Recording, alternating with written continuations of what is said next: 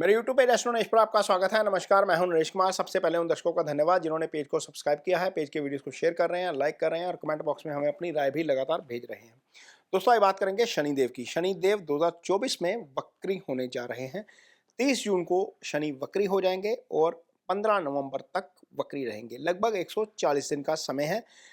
ये एक्चुअल में हो रहा है 29 जून रात के समय, मिडनाइट के आसपास का होगा, तो डेट 30 ही आ जाती है। तो 140 दिन में वक्री रहने के दौरान शनि क्या फल करेंगे, इस पे चर्चा करेंगे। लेकिन सबसे पहले ये समझेंगे कि आखिरी वक्री अवस्था होती क्या है आखिर में, और वक्रावस्था का ज्योतिष में इतना महत्व क्यों है। तो दो तरह के प्लैनेट होते हैं जब हम ज्योतिष की बात करते हैं। दो प्लैनेट ऐसे हैं जो सूर्य के बिल्कुल करीब रहते हैं। सूर्य के करीब रहते हैं बुध और शुक्र। ये मैक्सिमम 47 डिग्री दूर जाते हैं और 27 डिग्री दूर जाते हैं। बुध 27 डिग्री के आसपास दूर रहेंगे और शुक्र जो है वो 47 डिग्री से ज़्यादा दूर नहीं जाते। लेकिन तीन प्लैनेट ऐसे हैं, मंगल, शनि और गुरु, जो आउटर सर्कल के प्लैनेट जिन्हें कहा जाता है। ये आगे चले जाते हैं, ये दूर भी चले जाते हैं, ये करीब भी आ जाते हैं। ये दोनों तरह के काम कर देते हैं। गुरु अस्त भी हो जाते हैं, गुरु वक्री भी हो जाते हैं। शनि अस्त भी हो जाते हैं, शनि वक्री भी हो जाते हैं। मंगल अस्त भी हो जाते हैं, मंगल वक्री भी हो जाते हैं। सूर्य के साथ भी आ जाएंगे, सूर्य के सामने भी आ जाएंगे। लेकिन जब ये प्लैनेट सूर्य से 120 डिग्री दूर चले जाते हैं तो ये ग्रह वक्री हो जाते हैं। अब शनि 29 जून रात को सूर्य से 120 डिग्री दूर चले जाएंगे और वो पूरा चक्कर लगाने में, वापस 120 डिग्री के दायरे में आने में 140 दिन का समय लेंगे। 139 और 140 दिन के आसपास का समय लेंगे। तो वक्री अवस्था में शनि क्या फल करेंगे? पहली बात तो यह है कि वक्री अवस्था में ज्योतिष का इतना महत्व क्यों है। पराशर जी कहते हैं, ऋषि पराशर जी, जिन्होंने सारी एस्ट्रोलॉजी जिनकी देन है, वो कहते हैं कि जब कोई प्लैनेट वक्री होता है तो उसमें अपना अच्छा या बुरा फल करने की ताकत ज्यादा आ जाती है। तो यहां पर जिनकी कुंडली में शनि खराब है उनके लिए खराब फल ज्यादा करेंगे, जिनकी कुंडली में शनि अच्छे हैं उनके लिए अच्छा फल ज्यादा करेंगे। आज हम जिस राशि की बात कर रहे हैं वो है तुला राशि। तुला राशि इसलिए क्योंकि ये एक राशि है जिसके लिए शनि योगा कारक भी है। ये एक राशि है जिसके लिए शनि जो है महादशा नाथ भी है। यदि आपकी उम्र 25 से लेकर 45 साल के बीच की है और आपकी राशि तुला है तो आप इस समय शनि की महादशा से गुजर रहे हैं। अपनी कुंडली उठाइए, वहां पर आपको नजर आ जाएगा कि आपके ऊपर शनि की महादशा चल रही है, या वो शुरू हुई है, या वो मिड में है, या वो निकलने वाली है। तो शनि की महादशा आपके ऊपर चल रही है। तुला राशि के जातक, आपके लिए शनि चौथे और पांचवें भाव के स्वामी हैं। चौथा भाव सुख स्थान, पांचवा भाव सुत स्थान, सुत यानी कि संतान। तो यहां पर दो भावों का स्वामी, अच्छे भावों के स्वामी, योगा कारक ग्रह वक्री अवस्था में आ गए। महादशानाथ वक्री अवस्था में आ गए। इस समय शनि का गोचर आपकी कुंडली में पंचम भाव में हो रहा है। पंचम भाव में शनि गुरु के नक्षत्र में गोचर कर रहे हैं। तो किस तरह का फल करेंगे ये जानने की कोशिश करते हैं। तो सबसे पहले तो यह है कि महादशानाथ का वक्री हो जाना आपके लिए अच्छा है, क्योंकि वो अच्छी स्थिति में आ गए हैं, पंचम भाव में है। जो ढैया थी तुला राशि के ऊपर वो निकल चुकी है, आगे पंचम में है, और पंचम से भी वो आगे छठे में जा रहे हैं। छठे में जा रहे हैं, इसको बोलते हैं कि वो ऐसे भाव में जाना शुरू कर रहे हैं जहां पर उनका बल ज्यादा बढ़ता है। शनि सप्तम भाव में जो है वो दिग्बली होते हैं, तो वहां पर दिग्बल उनका लगातार बढ़ता जाएगा। अब इस अवस्था में भी बढ़ता जाएगा, तो इसके निश्चित तौर पर अच्छे परिणाम आएंगे। तो सब पंचम में बैठे हैं। पंचम भाव संतान का भाव है। शनि एक ऐसे प्लैनेट हैं जिस भाव में बैठते हैं उस भाव में वृद्धि कर देते हैं। पांचवा भाव इजी गेन्स का भाव है। यहाँ से फाइनेंशियल फायदा भी देखा जाता है, यहाँ से संतान देखी जाती है, यहाँ से बुद्धि विवेक देखा जाता है, यहाँ पर आपका जो है वो लव अफेयर देखा जाता है, यानी कि निश्चल प्रेम यहीं से आता है।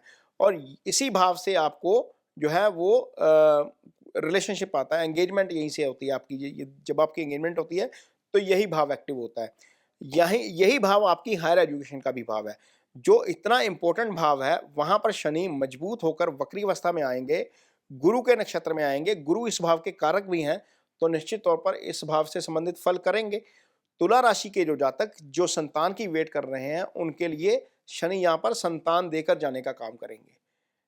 तुला राशि के जातक जो जिन्हें लग रहा था कि लाइफ में बहुत ज़्यादा स्ट्रगल हो रहा है, इजी मनी थोड़ा सा नहीं आ रहा, तो थोड़ा सा इजी गेन सब यहाँ पर 4 महीने अगले लगभग 140 दिन यहाँ पर मिलता हुआ नजर आएगा। तुला राशि के वो जातक जो कंफ्यूज रहते थे कोई भी डिसीजन करने के लिए, कि जो है वो उसके ऊपर कॉन्फिडेंस नहीं आ पाता था, वहाँ पर अब बुद्धि विवेक का काम करके पूरी फर्म होकर पूरे कॉन्फिडेंस के साथ फैसला कर सकेंगे। तो ये पंचम भाव है जो हायर स्टडीज़ के स्टूडेंट्स हैं, उनके लिए ये शनि का जो है वो वक्री होना अच्छा हो गया। अब शनि यहाँ पर बैठे हैं, सप्तम को देखेंगे, सप्तम एक्टिवेट हो जाएगा आपका, और यदि सिंगल है तो वहाँ पर हो सकता है कि मैरिज भी हो जाए, वक्री अवस्था के दौरान ही मैरिज होगी। और इसी अवस्था के दौरान 11 जुलाई के आसपास मैरिज का जो योग है वो भी खुल जाएगा। आगे फिर जब शनि वक्री हैं, और नवंबर में ही सबसे ज़्यादा शादियाँ हो रही हैं इस साल में, सबसे ज़्यादा मुहूर्त शादियों के जो है वो नवंबर में ही हैं। तो जो सिंगल्स हैं उनको उनकी शादी हो सकती है, जिनका ऑलरेडी पार्टनर है उनका पार्टनर के साथ तालमेल थोड़ा-सा बेटर हो सकता है। ये शनि का फल जो है वो देखने को मिलेगा। शनि यहाँ पर 11वें भाव को देख रहे हैं। अब 11वां भाव शनि का अपना भाव होता है, ये वृद्धि का भाव है। कालपुरुष की कुंडली में शनि 11वें भाव के स्वामी हो जाते हैं, क्योंकि वहाँ पर शनि की कुंभ राशि आ जाती है। तो यहाँ पर सीधी दृष्टि 11वें भाव के ऊपर। यदि ऑफिस में प्रमोशन पेंडिंग है तो शायद वो समय अब आने वाला है। 30 जून के बाद निश्चित तौर पर वो प्रमोशन होती हुई आपको नज़र आएगी। यदि आप फैमिली वाली बात तो पहले ही होगी, क्योंकि पंचम एक्टिवेट हो गया। ये प्रतिष्ठा में भी वृद्धि करता है। 11वां भाव प्रतिष्ठा में वृद्धि का भी भाव है। वृद्धि हर तरह की यहीं से आती है। तो निश्चित तौर पर आगे जाकर मान सम्मान भी मिलने वाला है, पद प्रतिष्ठा भी बढ़ने वाली है, और आय, चूंकि 11वां भाव आय का भाव तो निश्चित तौर पर है ही, आय भी आपकी बढ़ती हुई नजर आएगी आपको। ये आपको शनि के वक्री होने का फल मिलेगा। पंचम भाव में जब शनि बैठते हैं तो दूसरे भाव को देखते हैं। दूसरा भाव क्या है? धन भाव। धन भाव के ऊपर शनि की दृष्टि धन में भी वृद्धि करवाने का काम करेगी। यहाँ पर शनि आपको निश्चित तौर पर अच्छा फल देते हुए नजर आएंगे, और शनि का जो वक्री होना है वो आपको तुला राशि के जातकों को निश्चित तौर पर बहुत मायनों में अच्छा साबित होने जा रहा है। अब यदि आपकी कुंडली में शनि वीक है, क्योंकि महादशा नाथ है, तो निश्चित तौर पर इसकी रेमेडी आपको करके चलनी चाहिए। यदि वीक है तो आपको इसकी रेमेडी जरूर करनी चाहिए। यदि 8वें में पड़े हैं शनि, 12वें में पड़े हैं, तो रेमेडी जरूर करिए, लेकिन इस रेमेडी के तौर पर कभी स्टोन मत यूज करिए। 6ठे, 8वें, 12वें में शनि है तो उसका स्टोन मत पहनिए। स्टोन यदि पहनना है आपको तो आप तब पहनिए यदि शनि केंद्र में है, यानी कि पहले, चौथे, 7वें, 10वें भाव में है, या 5वें और 9वें त्रिकोण के भाव में है, या 11वें भाव में जो वृद्धि का भाव है वहां पर है, तो स्टोन पहनिए। अदरवाइज शनि की जो रेमेडीज हैं, ओम शन शनिश्चराय नमः का जप कर सकते हैं आप। ये शनिवार के दिन शुरू करिए, इसको अजपा मंत्र में लेकर करते रहिए। शाम के समय करेंगे तो ज़्यादा अच्छा है। शनि का दान किया जा सकता है, काली दाल दान कर सकते हैं, लोहा दान कर सकते हैं। ये भी दान शाम के समय किया जाए तो अच्छा है। शनि के दूसरे उपाय के तौर पर आप अपना बिहेवियर चेंजेस कर सकते हैं। आप सोसाइटी का जो निचला तबका है उनके साथ रिस्पेक्ट से पेश आइए। ऑफिस में भले ही आपके काम करता है, या आपके फैक्ट्री में या किसी कार्यस्थल में आपके काम करता है, तो उनके साथ आपका जो अच्छा बिहेवियर है, जो रिस्पेक्टफुल बिहेवियर है, वो आपको निश्चित तौर पर शनि की रेमेडी के तौर के ऊपर काम करता है।